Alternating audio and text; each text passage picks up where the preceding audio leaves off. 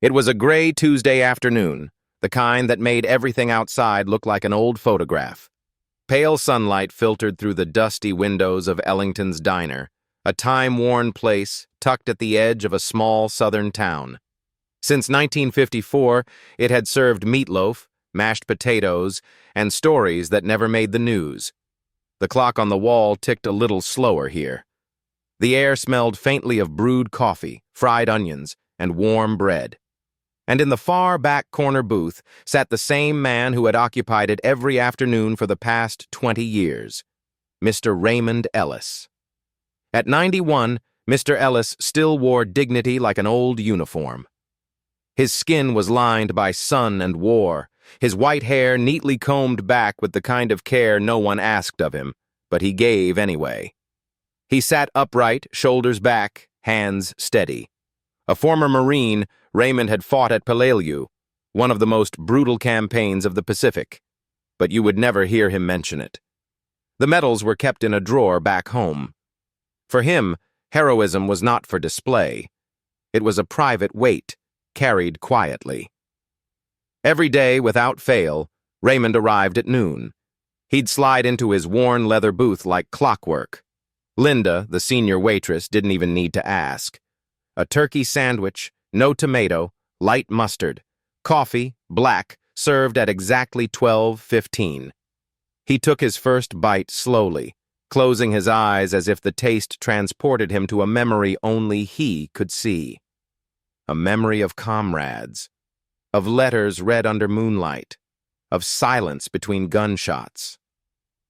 Most people in the diner knew Mr. Ellis, though few knew much about him. He didn't talk much. But his presence was felt, the kind of presence that demanded respect not through words, but through consistency. He was the quiet reminder of a generation that spoke little, sacrificed much, and kept showing up. That day, like all the others, Raymond sat alone. The hum of conversation filled the room, along with the occasional clink of silverware on ceramic. He stirred his coffee once, then let it sit, just as he always did. The world moved on around him, but he remained still, anchored. And no one, not Linda, not the cook, not even the jukebox in the corner, knew that today would not be like every other. Because in just a few minutes the door to Ellington's diner would swing open, and with it, the fragile quiet of that small, sacred corner would be broken. At 12:06 p.m., the bell above the diner's door gave a high-pitched jingle as the door swung wide open. The warmth and hush of Ellington's diner was instantly broken by the sound of sneakers pounding the linoleum floor, laughter that was too loud for such a small place, and the slap of plastic soda cups against a metal counter. 4 teenage boys barged in wearing varsity hoodies, earbuds dangling from their collars, and the kind of swagger that came with youth and zero awareness of the world that had come before them. They pulled chairs haphazardly into a booth near the front, slamming down their backpacks like it was their living room. They spoke fast, voices overlapping, throwing around slang and inside jokes, most of which centered on video games, TikToks, and weekend parties. The waitress on duty, a younger girl named Amber, barely glanced up before scribbling down orders of burgers, fries, and root beer floats. But not everyone in the diner returned to their conversations. Mr. Raymond Ellis remained still in his booth, his turkey sandwich half-finished, coffee untouched. His face didn't change. His back stayed straight, eyes calmly fixed on the opposite wall as if nothing had shifted. But around him, the room had definitely changed. At 12:10, one of the boys, tall, lanky, maybe 17, turned his cap backward and leaned back in his chair until it balanced on 2 legs. His gaze drifted lazily around the room and finally landed on Raymond. A smirk tugged at the corner of his mouth. He elbowed the boy next to him and said loud enough for everyone to hear, "Yo, check out that old guy in the corner. Bet he thinks he's still storming beaches or something." The others burst out laughing. "Semper Fi, Grandpa!" one of them called out mockingly, giving a stiff, cartoonish salute. "Hey, careful," another joked. "He might go full Rambo on us." Their voices carried through the diner, slicing through the clinking of forks and fading the low hum of the jukebox to nothing. Linda, the longtime waitress, paused mid-step, gripping the coffee pot a little tighter. An older couple near the window glanced over, their expressions stiffening. A man in work boots muttered something under his breath. But Raymond, he didn't flinch. He didn't blink, didn't even shift in his seat. He simply reached for his coffee, stirred it once, and let the spoon rest quietly on the saucer. His eyes remained locked ahead, as though the boys weren't even there. It was the kind of silence that said more than any words could. The silence of a man who had seen men die beside him. The silence of someone who had stood on blood-soaked sand and carried the memory of fallen brothers longer than those boys had been alive. He didn't need to defend himself, because the dignity of his past didn't ask for approval. But the room felt the insult, even if Raymond refused to show it. Amber bit her lip and glanced toward the back of the diner, as if waiting for someone older to step in. Linda was already walking slowly toward the boys, her southern drawl wrapped tightly behind a face that had served pie and justice in equal measure for 30 years. But just as she opened her mouth to speak, something else happened. The bell above the door jingled again. Everyone turned. In stepped a man, tall, broad-shouldered, around 60.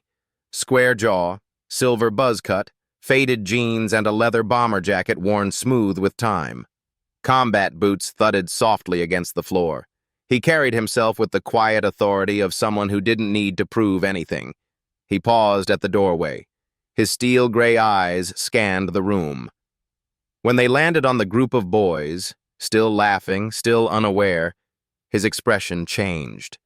The room, once full of low chatter and warmth, suddenly felt like it had dropped 10 degrees. And in that instant, the real lesson was about to begin. The man who entered the diner wasn't loud. He didn't need to be. There was something about the way he stood, calm but commanding, like someone who had spent his life being obeyed without raising his voice. A lifetime of discipline hung on his shoulders like a well-worn coat. He let the door swing shut behind him, the little bell still jangling faintly as he scanned the room. His gaze finally landed on Raymond Ellis, and then on the boys. The tall teen with the backward cap was in the middle of another bad impersonation, doing a sloppy march near their table. 10 Hut! Sergeant Grandpa reporting for Pudding Patrol! He shouted, mock saluting the air. His friends howled with laughter, slapping the table, heads tilted back in delight. That's when the man stepped forward. Boots landing with quiet finality, he approached them slowly, each step deliberate. He didn't rush. He didn't need to. The boys were still grinning until they noticed him. The tall one turned, confused, then narrowed his eyes like he was preparing another joke. "Hey, what's up, Grandpa? You here for pudding too?" The man didn't answer. He stopped 2 feet from their booth, crossed his arms, and stared. His eyes were sharp and steady, not angry, not volatile, but deep, steady pools of restrained fire. The laughter stopped. Every sound in the diner seemed to hush. Even the soft clatter of dishes from the kitchen quieted. Linda stood behind the counter now, lips tight, watching. "You boys think this is funny?" the man asked, voice calm but unyielding. The boys shifted. The tall one lost his grin. "It was just a joke," he muttered. "Just a joke," the man repeated. "Do you know who that man is?" He nodded toward Raymond, who was now looking up from his booth, watching quietly. Silence. The boys didn't answer. "That's Raymond Ellis, United States Marine, Pacific Theater. Held his best friend in his arms while the beach turned red. Came home, never bragged, never asked for applause. Just lived his life with more integrity in one day than most do in a lifetime." He stepped forward, eyes locked on the tall teen. "You laugh because you don't understand. Because you've never seen blood on sand. You sit here, warm, safe, and clueless, because men like him bled so you could. and instead of gratitude, you offer mockery." The boy opened his mouth, but nothing came out. "I'm his son," the man added, "and today, you didn't just insult a stranger, you insulted my father." There was a long pause. Even the teenager's friends were staring at the floor now, cheeks flushed with embarrassment. Then, in one clean motion, the man turned. He faced Raymond, drew a sharp, precise salute, held it. "Semper Fi, Dad," he said. Raymond didn't move at first. Then, slowly, he lifted his hand and returned the salute with the steady grace of someone who had done it thousands of times before. Not a word was spoken. Not one. But the silence was filled with weight. It was then the man turned back to the boys. He fixed his eyes once again on the tall one, the ringleader, and stepped forward just a little more. The distance between them now felt infinite. "What did you say to him?" he asked, softly but firmly. The boy's mouth opened again, defensively. "It was just a joke, man. Chill. We didn't mean anything." "You called a joke what was really a disgrace," the man replied, voice still steady. "You mocked a Marine, a 91-year-old man who carried this country further than you've ever walked. You think that's funny?" The boy looked down. The room held its breath. "I fought too," the man added. "Desert Storm. Your great-uncle died in Vietnam. Do you think we did that so you could wear hoodies and laugh at men like him?" No response. "Let me be clear," the man continued. "You're not being scolded. You're being taught, right now. And what you do next, that decides what kind of man you'll become." He stepped back. His voice dropped even lower. "You will walk over to him. You will look him in the eye. And you will apologize. Not because I told you to, but because it's the right damn thing to do." The teen hesitated. The room watched. But something in the man's voice, his history, his authority, his blood, made rebellion impossible. Slowly, the boy stood. His feet dragged softly across the diner floor as he approached the old man in the corner. Raymond didn't blink. When the boy stood in front of him, he lowered his eyes and said almost too quietly to hear, "I'm sorry, sir. That was stupid. I didn't mean it." Raymond looked at him for a long moment, eyes calm, steady. Then he nodded once. "Respect," he said softly. "That's all we ask." The boy turned slowly and walked back to his booth. His sneakers barely made a sound now. The swagger was gone. The weight of his grandfather's gaze pressed on his shoulders harder than any scolding could. He slid into his seat without a word. His friends, once quick to laugh, were silent too. They avoided eye contact with everyone, especially with each other. Raymond Ellis picked up his coffee. It had long since gone cold, but he took a sip anyway. His hands were steady. His expression remained composed, but his eyes, just for a moment, softened. He had endured many things in life: fire, fear, loss, silence. But nothing ever quite prepared a man for the strange battlefield of everyday disrespect. And today, he hadn't needed to raise his voice or lift a finger. His son had spoken for him. And somehow that was enough. Linda, still behind the counter, slowly let go of the coffee pot she'd been gripping like a weapon. She took a deep breath, folded her arms, and watched the man in the leather jacket, the son, as he turned to face the rest of the diner. He didn't say anything dramatic. He didn't point fingers. He simply looked around the room, his steel-gray eyes passing over the familiar faces, retirees, teachers, truckers, and mothers. And then he said, more to himself than anyone else, "You raise boys without teaching them respect, and they grow into men who forget who kept this country standing." A hush followed. But it wasn't a heavy silence anymore. It felt cleaner now, as if something toxic had been cleared from the air. At the corner booth, Raymond returned to the last bite of his sandwich. He didn't rush. He never did. Beside him, Amber, the young waitress, approached with a fresh cup of coffee. She didn't speak. She just set it down gently, then placed a hand softly on his shoulder. A quiet gesture. A thank you without words. "You okay, sweetheart?" Linda asked from across the counter, her voice low but full of care. Raymond gave a small smile, not of amusement, but of peace. "Seen worse," he said. "But that gave me hope." In the booth near the entrance, the tall boy sat with his head down. The lesson had been heard, not through punishment, but presence, and that made it stick.